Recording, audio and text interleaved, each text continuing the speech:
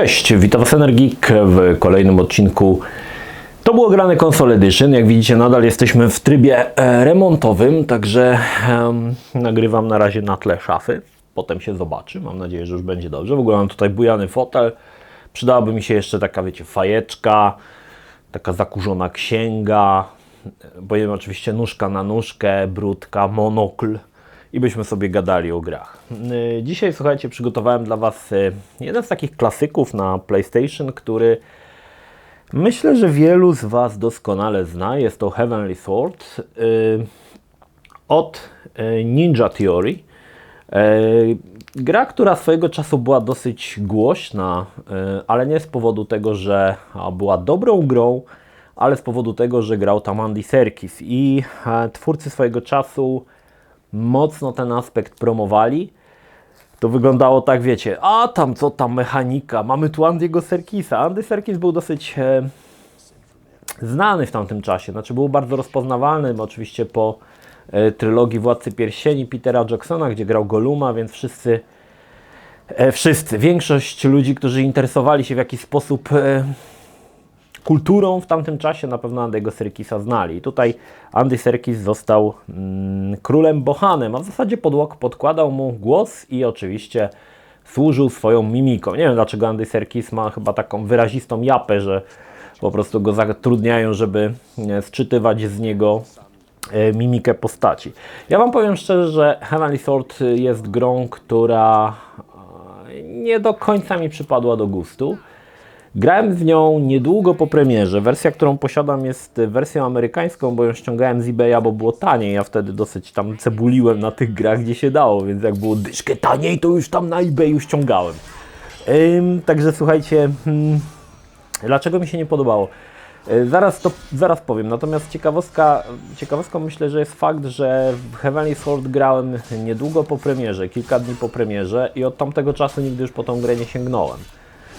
Aż do w zasadzie, no tak jak oglądacie ten film, kilka dni wcześniej, przed nagraniem tego filmu przeszedłem ją drugi raz. Po prostu ta gra nie do końca mi się podobała i zaraz postaram się wyjaśnić, co w mojej opinii tutaj w tej grze nie zagrało. W grze wcielamy się w Nariko, tą rudowłosą dziewuszkę, która jest na okładce, która dzierży właśnie ten niebiański miecz, który daje nadludzką moc. Ale jest tutaj haczyk.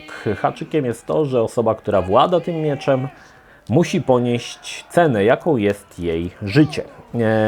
Broni oczywiście swojego, nie wiem, kraju, klanu przed najazdem właśnie króla Bohana, czyli Andy'ego Serkisa, który z całą armią właśnie zamierza ten miecz niebiański posiąść. I w zasadzie to jest jakby taki trzon fabuły. To, co dzieją się jeszcze jakieś rzeczy pomiędzy tymi dwoma jakby takimi kluczowymi elementami, czyli początkiem historii, a końcem historii.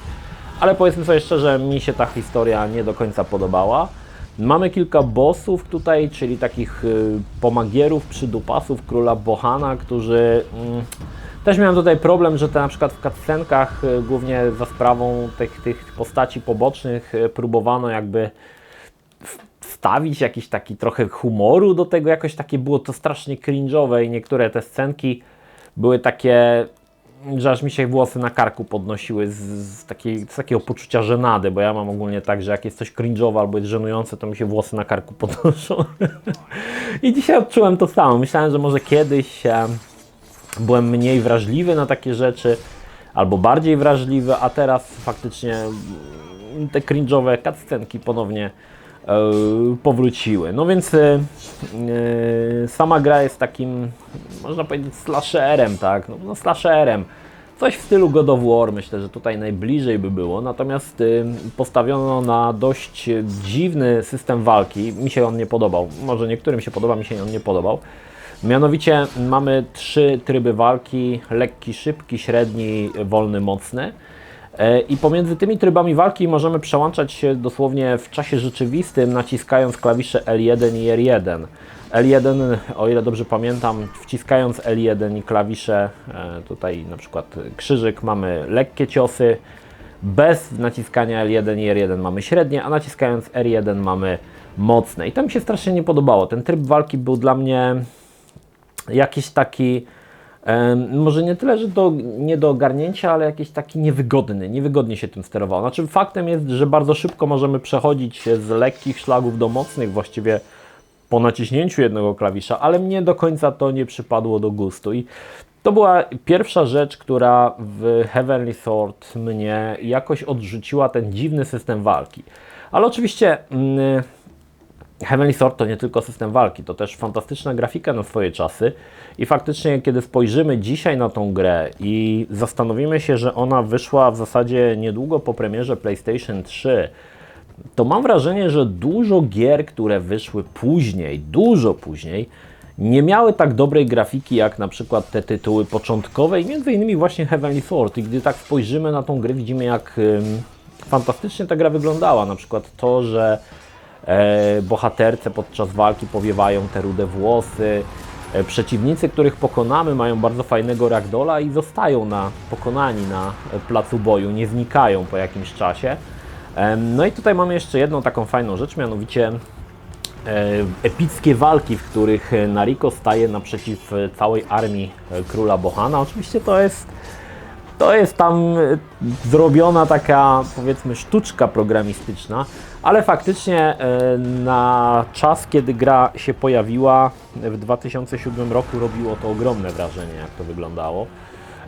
Tysiące przeciwników na scenie, walczymy z nimi i te trupy pozostają właśnie na placu boju. W ostatniej planszy mamy za zadanie zabicia 500 przeciwników i faktycznie Nariko, władając mieczem i strzelając z takiego specjalnej, nie wiem co to jest, działka, kładzie pokotem tych przeciwników i to robiło wrażenie. No i powiem Wam, że te elementy faktycznie, jak dzisiaj się spojrzy na całą historię PlayStation 3, to ma się wrażenie, że później w zasadzie nie było takiej gry, albo było ich bardzo niewiele, które w pewien sposób wykorzystywały w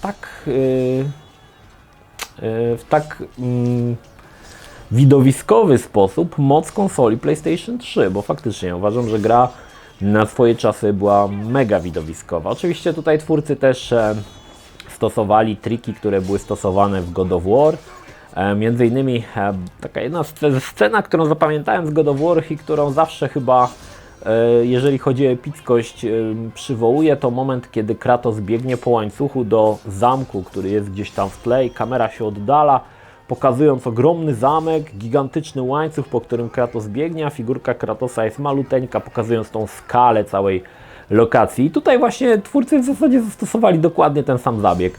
Może nie biegnie Nariko po łańcuchu, tylko po jakimś tam dróżce, ścieżce, czy tam moście, ale jest dokładnie ten sam zabieg, także widać, że czerpali garściami z tego, co było w Kratosie. No, muszę przyznać, że to pod kątem grafiki robiło to wrażenie. Wróćmy jeszcze na chwilę do tej fizyki, bo fizyka, tak jak mówię, postaci, tak zwany ragdoll, też była fajnie zrobiona. Dodatkowo, ponieważ gra była z początków czasów PlayStation 3, znaczy PlayStation 3 już było tam mniej więcej rok na rynku, więc gdy się pojawiło Heavenly Sword, no to oczywiście nie mogło zabraknąć obsługi Six Axisa, który w zasadzie w każdej grze musiał być gdzie jakoś wykorzystany.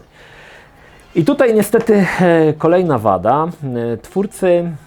Gra jest dość krótka, powiedzmy sobie szczerze, jest mega krótka. Jak na, powiedzmy, produkcję tak nahypowaną, taką tak zapowiadaną szumnie, to jest produkcja mega krótka. I w trakcie rozgrywki, oprócz grania Nariko, wcielamy się też w jej siostrę. Nie pamiętam, jak ona się nazywa, ale siostra nie bije się, ale ma taką kuszę, którą strzela do przeciwników. I oczywiście, jeżeli strzelamy czymś, no to możemy tymi strzałami sterować. Oczywiście za pomocą Six Axisa. I to jest kolejna rzecz, która mi się bardzo nie podobała wtedy i bardzo mi się nie podobała teraz. Niestety, można się do tego przyzwyczaić. Oczywiście to nie jest tak, że nie można tego ogarnąć, bo można ogarnąć i po jakimś czasie możesz trzaskać headshoty na przykład strzałami, to jest spoko, ale jest taka jakaś niewygoda i taka mała precyzja w momencie, kiedy zaczynasz rozgrywkę właśnie tym Six Axisem i ja mam wrażenie, że to było zupełnie niepotrzebne. Można było zrobić to, nie wiem, nawet sterowanie na gałce albo no na gałce chyba najlepiej, tak, że ten Six Axis był tutaj jakby wepchnięty na siłę tylko po to, żeby był.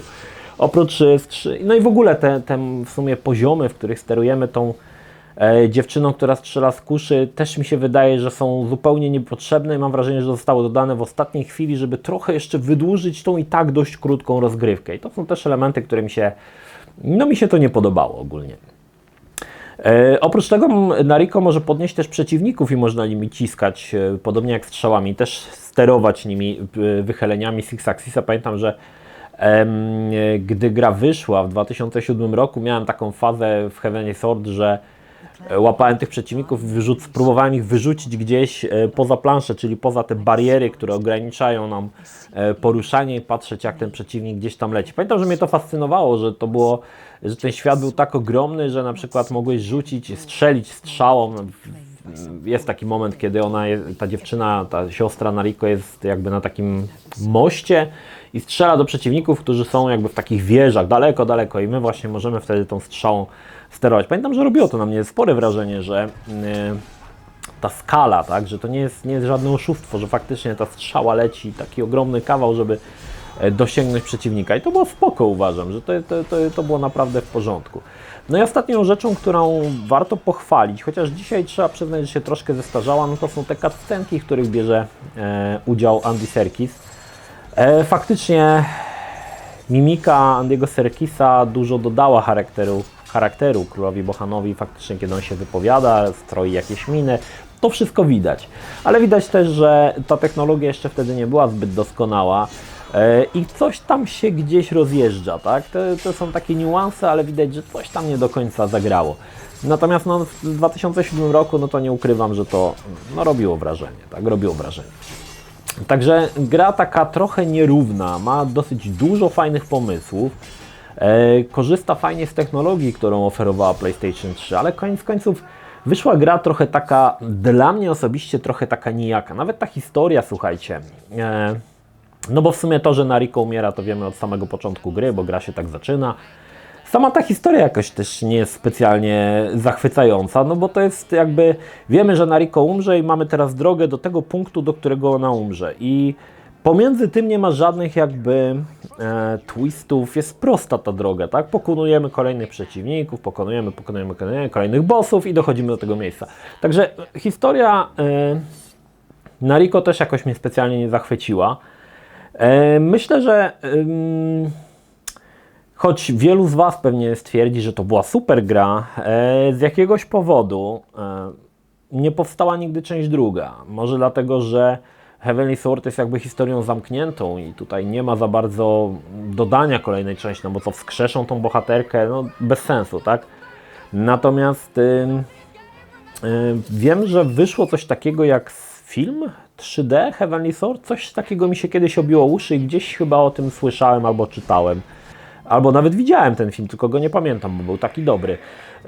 Że chyba to był prequel, o ile dobrze pamiętam, filmu. No oczywiście, jeżeli chodzi o grę, można było prequel zrobić, ale z jakiegoś powodu po pierwszej części Ninja Theory nigdy już do tej serii, do tej marki nie wróciło. Chociaż pamiętam, że wiele lat temu, kiedy były jeszcze tak zwane hangouty gdzieś tam na streamach, bardzo często pojawiało się pytanie, znaczy tam takie stwierdzenie, że chcielibyście zobaczyć drugą część Heavenly Sword. Natomiast ja uważam, że no tutaj powód, dla którego nie powstała ta druga część, był gdzieś ukryty w tych wadach tej gry.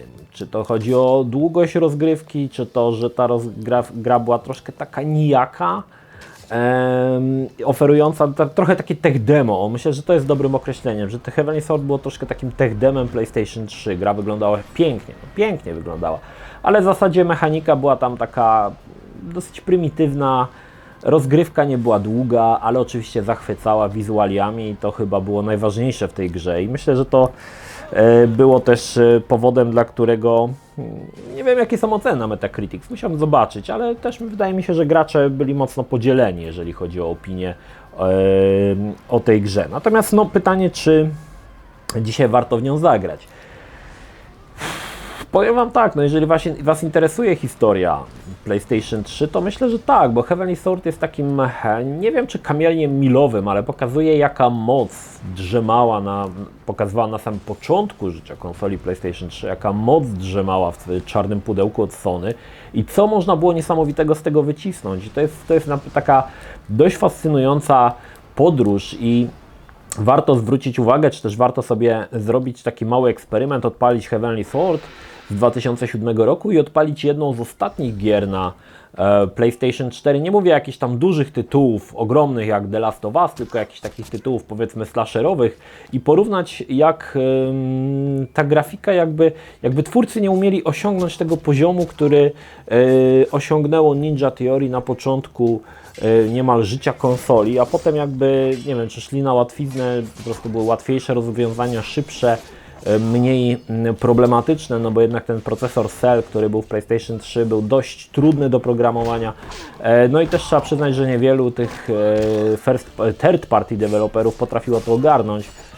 Natomiast ci first party deweloperzy mieli zazwyczaj wsparcie od Sony bezpośrednio, także faktycznie te gry wyglądały po prostu lepiej. To też może być odpowiedź na to pytanie. Niemniej, czy zagrać? Warto zagrać, myślę, warto spróbować, tak? Chociażby po to, żeby sprawdzić, czy to, co ja mówię w tym filmie, zgadza się z Waszymi odczuciami, bo wydaje mi się, że moja opinia o tym, że Heavenly Sword była średnią grą, jest dość niepopularna, bo ogólnie gracze raczej, wydaje mi się, że lubili tą grę. No ale też z jakiegoś powodu nigdy nie powstała część druga, także warto się nad tym jakby zastanowić, tutaj pochylić, dlaczego tak się stało. Niemniej, Niebiański Miecz od Ninja Theory, jeżeli macie ochotę, szukacie jakiegoś takiego ekskluzywnej bijatyki, slashera, no to właśnie Heavenly Sword jest takim tytułem, który warto sprawdzić. Nie dorasta on co prawda do pięt nawet God of War, ale myślę, że jest to ciekawy tytuł do jednorazowego nawet ogrania i zobaczenia, o co w zasadzie chodzi. To tyle. Pozdrawiam Was, Energik, trzymajcie się, do następnego. Cześć.